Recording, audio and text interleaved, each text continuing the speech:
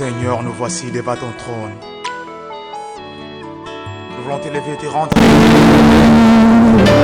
Voici la fin de nos souffrances. Par Jésus, je suis sauvé. J'ai la victoire, c'est tout, c'est mon Dieu. Et je j'irai, Dieu dit. Amen. Alléluia. Alléluia. Alléluia. Tobeteli mokonzi maboko asamalam. Betela le roi des rois maboko. Beta maboko mokonzi azo mérité. Betela maboko oye azo mérité. Azo mérité wanate. Bien-aimé, quand tu es devant la présence de Dieu, il faut être dans la joie. Si vous êtes dans la présence ensemble, il faut en aller single. Quels que soient les problèmes, quelles que soient les circonstances, il faut être dans la joie. Matthieu chapitre 8, verset 21 jusqu'au 27e verset.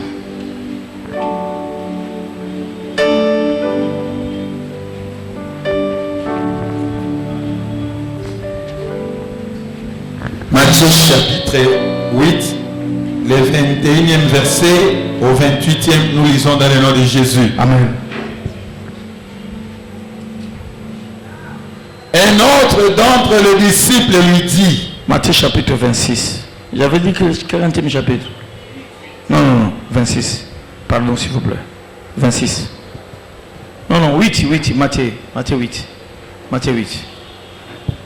8 toujours, 8. 8, 21 au 26e. Matthieu chapitre 8, le 21e verset au 26e, nous lisons le nom de Jésus.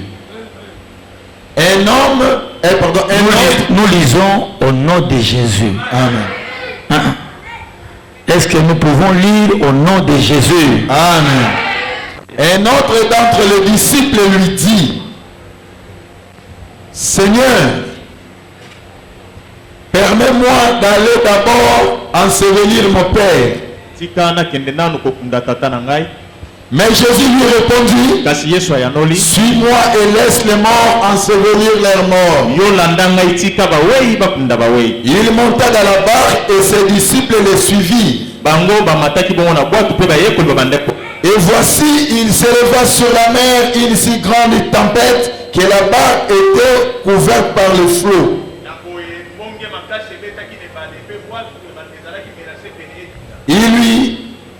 Et lui, il dormait. Les disciples s'étant approchés, les réveillèrent et dirent, Seigneur, sauve-nous, nous périssons. Il leur dit, pourquoi avez-vous peur? Gens de peu de foi. Alors il s'éleva, menaça le vent et la mer. Il y eut un grand calme.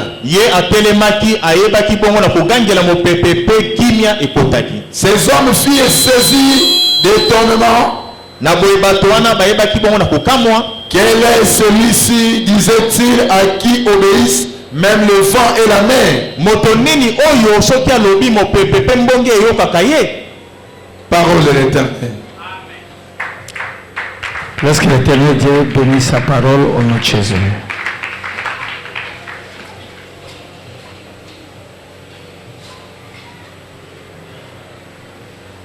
Amen. Quand vous entrez, mettez vos cachenets, le respect des cachenets, des rigueurs, s'il vous plaît, mettez vos cachenets.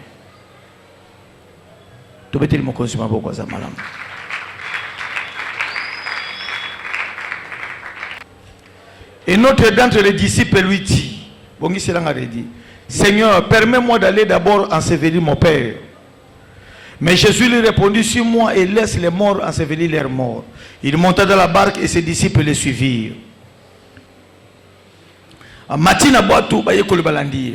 Nous voulons parler sur n'ayez pas peur. Ce soir. N'ayez pas peur. Je connais mieux qu'en aise et en multiplication et les exploits. Et quand nous avons commencé l'année, déjà janvier l'équi. Nous sommes arrivés au mois de février. Nous avons déjà consommé un mois. Je te rappelle, quand on était ici le lundi le matin, pendant le remède, le remerciement et dédicace, je disais à tout le peuple qui s'était présenté ce jour-là, moi, moko eleki, totikali na 11 mois. Moi, moko eleki, totikali na 11 mois. Tantôt ça qui dit, tantôt qui n'a ma cambo, faut réaliser année oyo.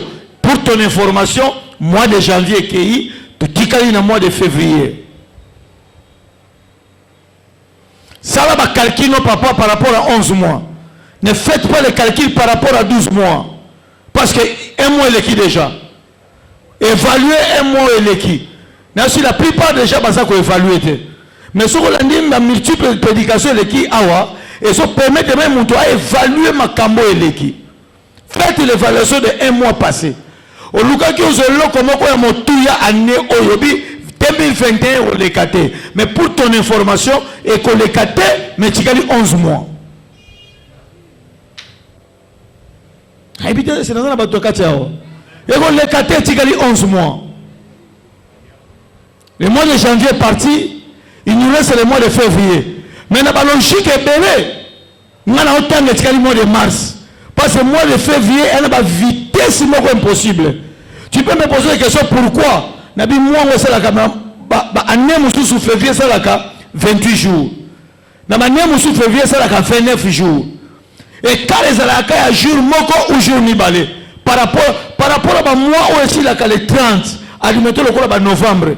Et ça le 30 novembre moi ici. Octobre le 31 octobre.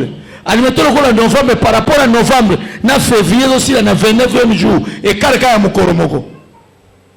Par rapport à moi aussi février aussi la 28 jours. Par rapport à moi aussi la 31. Et car il y a 2 jours. Il y a 29, il y a 33 jours, 31. Mais tout. Bah moi on février on dirait différence à moi différence à une semaine. Et puis février la mango au saranate zolo ko le to comme les 3. Donc à la minute de la lito la mouki to comme le 28 mois ici. Pour ton information, il nous reste 10 mois. Nazo bongisa pour temezo sika. Bien aimé dans le Seigneur. Ba katisi na ngambo. Yesu Masia mutasu bakanisi wana alobi makambo kosala wa esili. Passons à l'autre bord. Passons à l'autre bord. Il montait dans la barque et ses disciples le suivirent. Et pendant que Bazo le à l'autre bord, la Bible dit et voici s'éleva sur la mer une si grande tempête que la barque était couverte par le flot. Et lui Jésus dormait.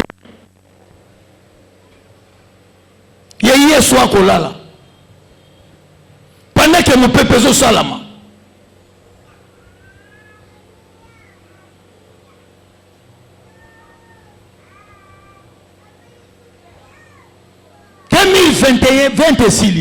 Maintenant nous passons à 2021.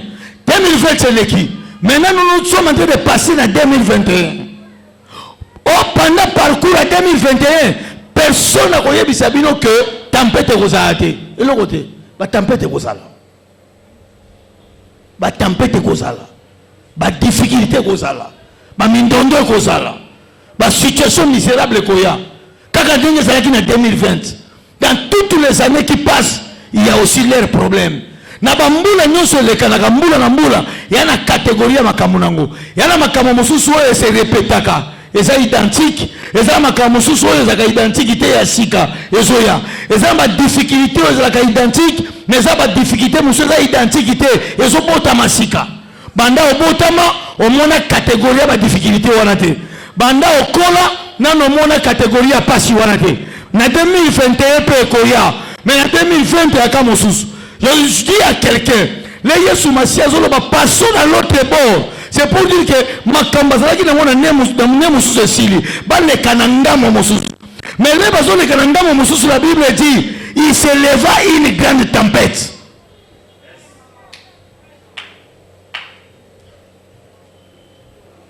Ndileka ba responsable azola na ngai.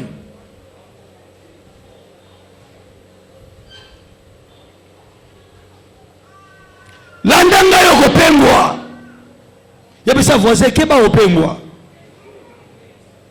Yebisa keba kopengwa na verbe ya multiplier na maboko yebisa voisin. Te olobi bien te. Yebisa voisin yebisa yebisa si opengwa na verbe na yo ya multiplier na maboko. C'est la multiplication, n'a pas exploit, mais tempête à liboso dans les océans. Au lieu de baptême, je suis venu ce soir seulement. Ceux qui n'ont lobby en côté, tu reconnais vite, tu rebosses en que année et en a bambonge, année et en a baébale, année et en a bamboula, année et en a difficulté, année et en a complication. Ceux qui n'ont lobby en côté, tu rebelles bateau. Parce qu'on a passé la côté à biso qui toko à qu'on la cabiso bonheur, à qu'on la cabiso vie. Mais la réponse à la côté biso que le mal aussi peut arriver. La situation misérable peut arriver. La mort aussi peut arriver. La maladie, l'hospitalisation et l'échec aussi peut arriver. Toujours les canaux Yesu. Yesu nous appelle ce passage que passons dans l'autre bord.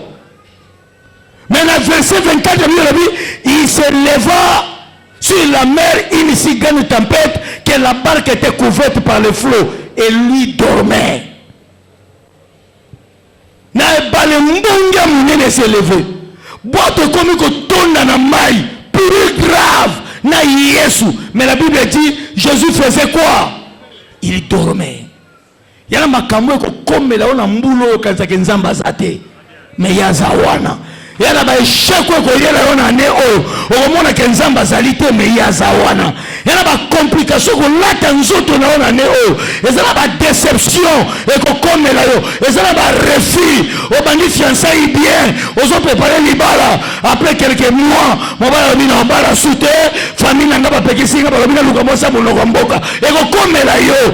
Bana ke zo komela yo. Oza intercesseurs, oza intercesseurs. Bana ke zo komela yo oza protocole, oza chante. Pendant que je comme là yo, la Bible na maboko, yo na ba semence, yo na ba dîme, yo na ba offrande. Prépare-toi parce que le chemin est long. Dans tout chemin long, il y a des difficultés, il y a des tempêtes. Zela nyoso mulai ba monge zalaka, ba tempête zalaka, ba kadira zalaka, mais ba tempête wana ezolo ki sa absence à Yesu te. Et ko ki ko ya, mais Yesu aza ensemble na yo. Lui dormait, monge soya, mais yaza wana za yakolala.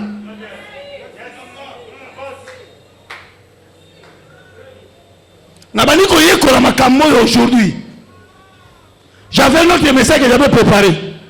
Mais pensez que je me suis sorti du banc de la chambre, je pense 15h, 14h ou 15h. C'est Jonathan qui était venu me déranger. Qui a fait l'église de church.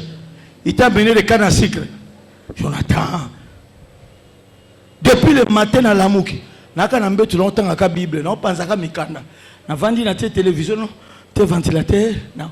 Depuis le matin, na otanga waka, na otanga, ni à partir de 13h ou 14h. On a fait le mot libana mais wakana suk. Merci. Nzama pa mola. On a bien amona wapeso kambo de Jonathan. Nina yakobima. Na telemika na porte. Merci mon frère. Merci. Merci na poko na. Je ne sais pas si le frère est ici. Merci. Na zongi na kati, na vandi, na oyekola. Na oyekola Jésus-Christ a eu décision na batu. Na ba disciple alobi ba mission na biso na mboko ekoki to le kana ngambo mosusu monta a provoqué voyage à Yesu il a qui ba disciple était c'est lui qui a dit que ici nous avons terminé passons dans l'autre bord c'était pas les disciples c'était qui c'était Jésus mais le makambo yindi na kati balé balobi il dormait babi la pirogue est remplie de flots maye tongi mais il y a olala. Il y a mon ta provoqué qui voyage. Il y a mon ta battu là qui on a 2021. Ce gars qui n'a tina na hôtel, on a compte 2021. À Longoyo depuis 2018, tu as commis sur la 2021. Mais là, va commis au boya yo na libala, il y a ça wana zotala. Et à ma caméra, comme là on a vu, au cancer que Yesu a zate. Mais laisse-moi t'informer, la difficulté à vie na yo, et on a dit ça Yesu te. Yesu a zali, il se lèvera au moment opportun. Au surtout qu'on a comprendre te, na futa ka Bible, na pesa ka action de grâce, na soma ka micro na quatre église, mais ba yibeli na mbango nyo sur la commerce. Yesu oza wapi, on dit on va quitter. La Bible dit il est là, mais il fait quoi? Il dormait. Il dort pourquoi? Parce qu'il regarde ta foi. Il regarde ta foi. Est-ce que tout est mesuré par rapport à ton problème? Est-ce que sont mesurés par rapport au problème na yo? À la mais on a la foi na yo. Parce que l'herbe de Moussa qui est à Télémi, a gagné mon peuple. Et comme il y a, et puis il y a ici les gens de paix de foi. Pour leur dire que même à ta main et Kotaki, on va couper jamais. Parce que mon bâtiment a zana bon moi. A Téléma moto ya, moto asuka. Ma kamozo comme la yo, hier soit Télémi na noté. Tika monguna sepela, tika monguna sakana vina yo. Mais il y aura un jour, Jésus-Christ va se lever, il te dira, c'est moi qui te protège.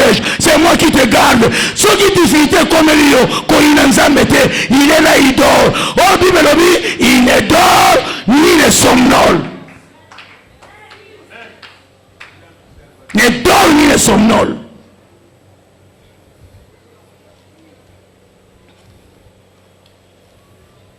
Alléluia. Alléluia. Il y a sa voisin. Mon t'a préparé voyage de Jésus. Mais là, les caméras sali semblant. Mon t'a bien dit parce que passons à l'autre bord. C'était Jésus. Mais là, il va défier comme s'il n'est pas là. Comme si Azako te connaissait. Comme si Tali écoutait. Plus grave. Il faut pas que Jésus s'est prié, mais il dormait.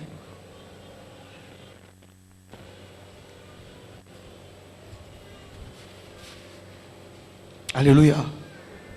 Dans l'autre bord, on passe seul. Mais on est ensemble avec Dieu. Parce que le chemin est long. Marche au sol à 2020, 2021, 2022. Et c'est tellement long. Il y a 12 mois. Un mois ici, il y a 11 mois. Dans 11 mois, il y a en mars, il y a en novembre. Et ça n'a pas tout en 2021 à cause de dans le mois de juillet, août, septembre, octobre à Somme Mutuka. Et puis là, comme en 2022, à partir du mois de mars, à comme le Kalupanga au Somba. Nous avons fait la tout différemment. Il y a des gens qui ont business, ils ont opportunité. Parce que dans le business, il y a opportunité. Azosa la business on peut ça ba dimba offrande mais comme c'est une opportunité grave mais kutana mutu muso abina on peut ça yo $10,000 o balusa oso kisanga malema na so banga so na simi yango mbongo na nga ebunga na obebisa ngo na makamabeli na osala zono $10,000 so na bamadi koto na ibake $10,000 zepa na yo afanye muke mutu muso ko bana simana no $20,000 na kusonga après une année muso afanye muke bo ayeko certificat bako na $40,000 asali makambo zo futa ye par mois et ne kari ya 6 mois ko zongisa ba nyongonyo so wana makamusu na vie simba kabiso te parce que l'opportunité n'a pas na ngote. Ah, est-ce que tout le monde comprend nga ah? L'opportunité kuta na ngote. Yana monta pesi aussi ma misolo, abosa ni ka pesa ke misolo. Moko la kuta na yo ya lo kuta te me solo, atuna yango mongo na pesa ke za combien na oyeba soute. Et ça là combien? 14,000 na so yeba soute. Quelque chose ba 14 et lo comment ba 4 24. Ya lo kuta te ya sérieux. Mais pesa ke $34,000. 14,000, 24, 34. Oh, 34. Ah, merci beaucoup, merci. Parce que ça fait longtemps. Comment on peut bosser là? C'est une opportunité. On m'a dit que comment que les Chine peut envoyer mi. Ata zongi si on a tikali équilibré. Il y a ça voisin. Nan nous amba seki sa hote. Ya aussi ma voisin ko le me ressemble la tena nan amba seki sa hote.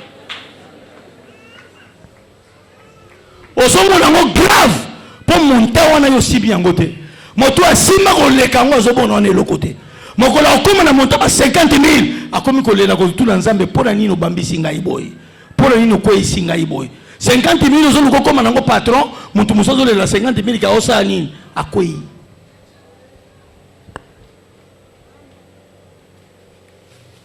quand n'engage pour lire toute la journée nous allons quand n'engage nous consommer moi ça combien l'osso aux hommes n'a moi Thomson ana saka loso nandaku ba saka semoul mama kayabu ba carton ba Thomson ba biloko nyonso tout ti a telemiti a autour de ce que lelo na punda ku pondo ezate a souffrir pondo ezate o pondo est luka ka telo ko ah boki luka pondo bote ngata maleo ora maleo bateka pa pondo te aïe yo a souffrir bosala ngaka sata tina lala alali na tite po asangi alali na ti parce que ngali ya pondo azu yango te yo so mona ngo grave parce que pas na yo ezate mais il y a quelqu'un qui a ça aso luka kuto yo sanango na vie et là on sait que dans mais mi ke nkolo kutanisanga na séjour na ngai parce que ceux qui nous ont kutanisanga na séjour na yo na makambo mona ka difficile et ko komela au facile moto abetisi yo moto likola libala c'est parce que za ya yote mokolo ko kutana oya yo ozo kutu tero sala ba isakola mawate ba notre père ko bosana yango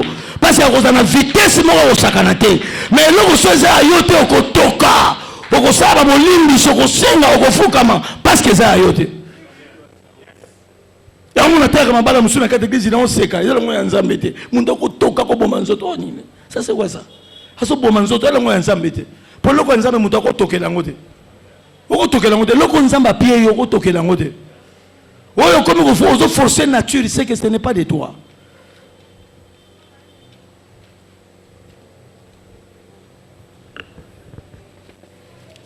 dans l'autre bord la marche est difficile. Les chemins longs, mais ce n'est pas dit que Nzambazate. Tu n'es pas seul. Tu es avec Christ.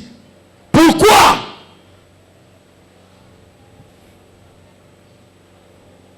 Parce qu'il connaît dans ton parcours.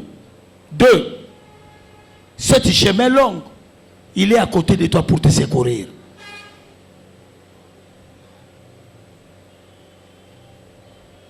Ozana Yesu otunanga ozana Yesu ndenge na mona ba difficulté oui ozana yepo yebaki ke ba difficulté zali lokola awa c'était la grande tempête ba otambola na ye alali ba komo luka yiko lukondire azate azalaki Jésus-Christ est là. Pourquoi faut ça là? Parce que chemin de Roussala plein de tempêtes ambongé plein de difficultés. Ayebi ke ba tempête ezali. Toi, le kola la tempête ezali, c'est pourquoi a conjugué verbe passé natani. A conjugué verbe passé natani. Hein? A conjugué verbe passé nanini passons. Hein? Présent. Première personne du pluriel. Alors, il est passé. Troisième point, passons. Quand il dit passons, c'est qu'il est là. Nous sommes en train de passer dans l'autre bord. Pourquoi nous passons dans l'autre bord? Nous sommes en train de passer avec Jésus. 1. Pour la nifuto de Kana Yesu. Pour la Yesu. 2. Parce qu'il y a en cours de route, tempête est comme ça là. Yango wana 3 alobi tokende aboyi koloba sani kende soit bo kende bi tokende. Celui qui marche avec Jésus ne choue pas. Aïe aïe aïe. Celui qui marche avec Jésus ne choue pas. Si tu marches ensemble avec Jésus, échec est à musikanayo. Si vous tombe quelque chose à calcul, ba mayena yo lokola Yesu azate okopesa Romain réseau un jour qui n'a sala qui sans Jésus. Yesu ngana zoloba eza ate ko bena nanda ko bandi ko sala prière personnelle. Yesu sunga mombongo na ngai, Yesu sunga business na ngai, Yesu wana te. Yesu ngana loba, j'aime celui qui me dit dans la maison de qui? Du Seigneur. Parce que dans la maison du Seigneur, il y a les affermissements. Dans la maison du Seigneur, il y a la prédication pour nous même à tambonge yeko koyate. Nanda ko nzambe sala makambo ko biso ke aller toujours de l'avant. ne baisse pas les bras. C'est clair. Passons à l'autre bord avec Jésus. Pourquoi avec Jésus? Deux, parce qu'il y a des tempêtes. Il y a des difficultés. Il y a des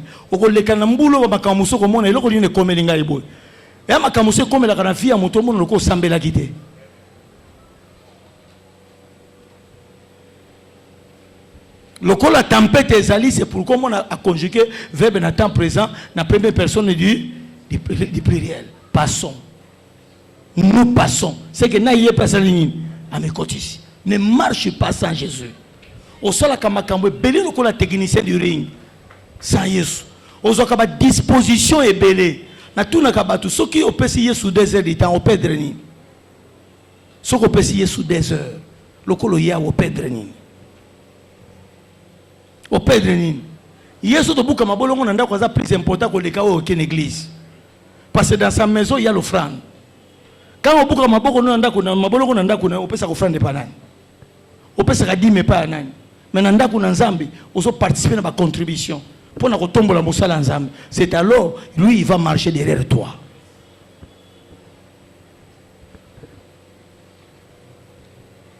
Alléluia. Alléluia. Tellement, comme il a dit, passons, quatrièmement, le corps a toujours tambouré, c'est que n'ayons pas peur. N'ayez pas peur. Osana Yesu so banganini. Osana Yesu so lenganini. C'est pourquoi la télémie a tali bangabi, les gens de peu de foi.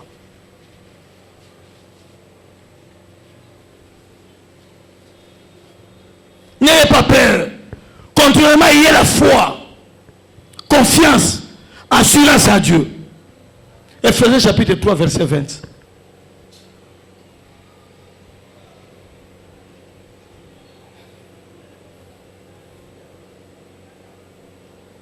Ephésiens chapitre 3, verset 20. Après Hébreux chapitre 14, verset 15 à 16. Ephésiens d'abord. Ephésiens chapitre 3, le 20e verset. Nous lisons dans le nom de Jésus. Amen. Or, à celui qui peut faire, par la puissance qui agit en nous, infiniment au-delà de tout ce que nous demandons ou pensons. Or, à celui qui peut faire, par la puissance qui agit en nous, infiniment au-delà de tout ce que nous demandons ou pensons. Azaka yemoko ko sala na nguya nyonso au-delà ya obiso senga kana otokanisaka. Nana comprendre ngai. Jésus est la seule personne de faire tout ce que ko sala tout au-delà ya obiso tozo luka na obiso kanisaka. C'est le monde ko se confier na ye et akai. Ah, on doit pas comprendre ngai te. Yesu amakasa ko sala au-delà na yo. Ozo senga 40,000 ya ko pesa kutu 80. Ozo senga kutu voyage ya ko pesa ngo ya famille mobimba. Ozo senga kutu musala ya ko pesa na lupango. Il est la seule personne qui peut faire au-delà de tout ce que nous pensons, au-delà de tout ce que nous avons besoin, au-delà oyo kanisaka. Ozo vanda, ozo zela que no bato ba yelinga yoyo ba eko brusquer famille na ngai. En tout cas, aba longola ya ta ke vanda côté mususu. Mais yeso ozo luka ba longola ete me aboma ya kufa po yo chika la kimia. Parce que je donnerai les nations pour toi. Na ko pesa bikolo pona yo. Moto moko eko vanda landa ko sema ki moko ko chao désordre na kata ndako zagi kimia. Ozomona me balongola ta ya wake ne quelque part. Yeso bifana na yo ko sala accident ko tukala mingi tao. Au kufa po yo tikala kimia. Donc Jésus Christ il fait toujours au-delà de ce que nous passons. Tikala ko yeba oyo kanisa, ya ko sala ko neka oyo kanisa. Parce que balobi nos pensées et ça va penser na yete. Enfin bisto kanisa ya qui déjà ils sondent le rein et le cœur. Comme ils sondent le rein et le cœur, il a la capacité de faire au-delà de nos besoins et au-delà de nos pensées. Qui dit Amen? Alléluia. Est-ce qu'on peut acclamer pour Jésus? Hébreux 4. Hébreux 4. 15 à 16. Hébreux chapitre 4, le 15e verset au 16e. Car nous n'avons pas un souverain sacrificateur qui ne puisse compatir à nos faiblesses. Au contraire, il a été tenté, comme nous en toutes choses, sans commettre de péché. Tozana mutumi mbeka likolo te. Wako kanisa ba faiblesse na biso. Contrairement à qui seul ou à qui tenté pour na passer na biso. Puis à seul ou andima qui masumo na biso. Approchons-nous donc avec assurance du trône de la grâce. Afin d'obtenir miséricorde et de trouver grâce.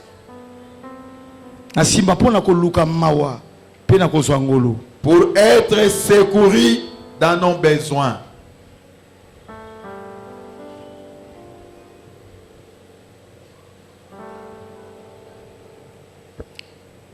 Psaume chapitre 27, le verset 1er.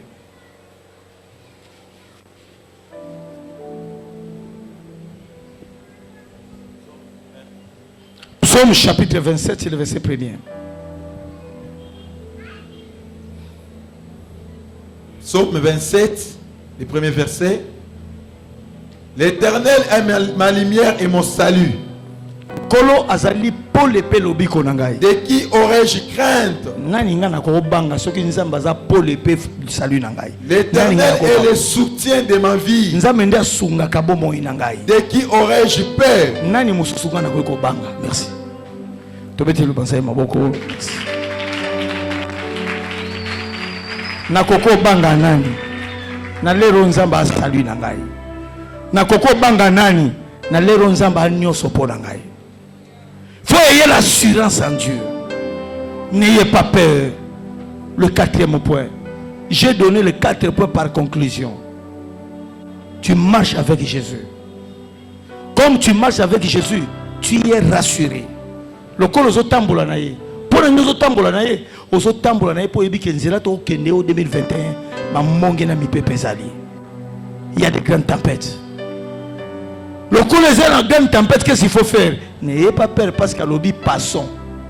C'est que vous tokati ensemble. Le coup les tokati ensemble. N'ayez pas peur. Pour monde a provoqué voyage. Nana a provoqué voyage. Nana lingyo kota 2021. Ce qui a besoin on a 2020 on va ça. Le col en dit que côté 2021 c'est que on a un projet, on a une orientation, on a un cambo fois, na zoka moto côté, on a un cambo fois ça la pona yo. Ya na cambo nga ça on a 2020, ba lobo tama le col a kokisi en côté. C'est pourquoi le il y a 14 ans yo ensemble. Passons à 2021. Passons pourquoi? C'est parce que la route est pleine de tempêtes, ba mongue sali, ba problème sali. C'est pourquoi il est la seule protection pour toi. N'ayez pas peur. Ayez l'assurance en Dieu. N'ayez pas peur. Ayez la foi en Dieu. N'ayez pas peur. Et ma caméra comme là yo. Même les gens sont théâtres, mon souci c'est comme lui. Oyez bateau qu'on s'en sortit. La Bible déclare, car dans toutes choses je sais que mon Rédempteur est vivant et il se lèvera le dernier. Na makamonyo se comme la ngai. Ata bato basi ba choli ba lobi to komi na suka na yebi ke mosikoli na nga ana bomoi atele makamoto ya moto ya suka tika bango ba seka mois de janvier mais to komi na le 28 février te nzama yoko beta mbula inentendu tika bango ba seka premier parcours mais to komi na deuxième parcours te nzama yoko situkisa bato inentendu tika bango beta lisolo ya libalo ebebaki mais ba yebi to na bandisi ka suka na yango bago beta masolo makambo ba yebi te Yesu alalité avant de kazotala. N'ayez pas peur. Quand on a tes motos à Zanga Kondima, il faut avoir la foi, l'endurance, l'espérance en Dieu. Alléluia. Par l'Éternel Dieu est mon soutien. Donc qui aurais-je peur? Nani na kobanga. Pour assomi mutuka. Na kobanga pour asayanini. Pour babaye. Na kobanga pour la nini. Pour assomi musala. Na kesa nzambe. Na kacha mala nzambe misale zanita. Et c'est na kobanga pour la nini. Na yoka pasi pour la komata ya moninga. Jamais. Et pas na nzambe silite. Na kobanga pour la nini. Na yoka motema pasi pour la bozu ya moninga. Na kobanga loko mokote. Parce que Yesu Masi azali. Azomona ba monge ya vina ngai. Azomona ndema kamozo salama. Soko za d'accord pour na ngai. Avant février si là. Nzama pesa yo histoire à sika. Mais dans la confirmation de la grande chose. Que les grandes choses te touchent. Que ma camonine est tambouranayo. Que la gloire du Seigneur accompagne. Au nom de Yebisaji ndeko na yo. Oso tambola na Yesu. Bougez bozo tambola na Yesu. Yangwana bambonge za liboso na yo. Bambonge zo yela yo parce que yebi ke Yesu azali. Alléluia.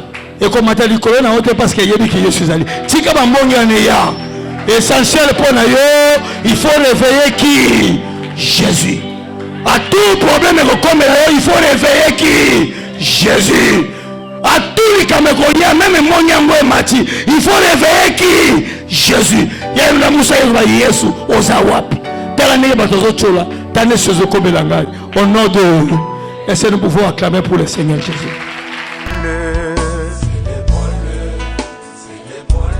C'est lui qui a su nos lendemains. Les rois, Seigneur, il est celui. Oh yeah.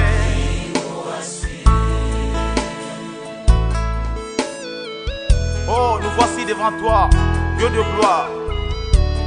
Toi seul est digne de louange et d'adoration. Hosanna. Alléluia.